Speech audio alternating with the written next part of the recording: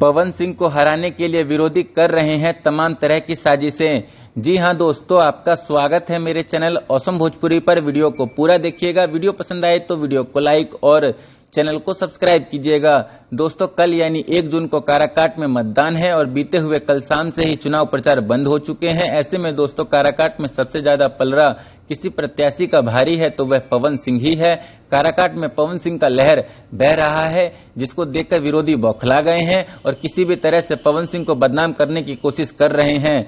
पवन सिंह को काराकाट की जनता के आंखों से गिराना चाहते हैं। दोस्तों, चुनाव प्रचार बंद होने के बाद से ही विरोधी प्रत्याशियों द्वारा पवन सिंह के नाम से कई फेक आईडी बना के गलत सलत पोस्ट किया जा रहा है, ताकि उनकी छवि काराकाट की जनता के बीच खराब हो जाए और काराकाट की जनता उनको वोट न दे।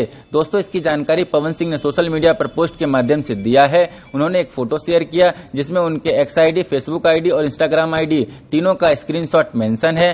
साथ ही उन्होंने इस फोटो में लिखा कि मेरे नाम की फेक आईडी के माध्यम से विरोधियों द्वारा काराकाट की जनता को गुमराह किया जा रहा है, उनको मेरे खिलाफ भड़काया जा रहा है। ये सारे कार्य असामाजिक तत्वों द्वारा किए जा रहे हैं। आप कृपया इनकी बातों में ना आएं और अपने इस बेटे पर आशीर्वाद बनाए रखें। काराकाट मेरा परिवार है और उनसे किए गए सभी वादों को मैं पूर्ण करूंगा। यह 3 ऑफिशियल अकाउंट मेरे हैं और इनसे साझा की गई जानकारी सत्य तथा सही माने। Facebook Pawan Singh official fan page, Twitter X Pawan Singh 909, Instagram Singh Pawan 999।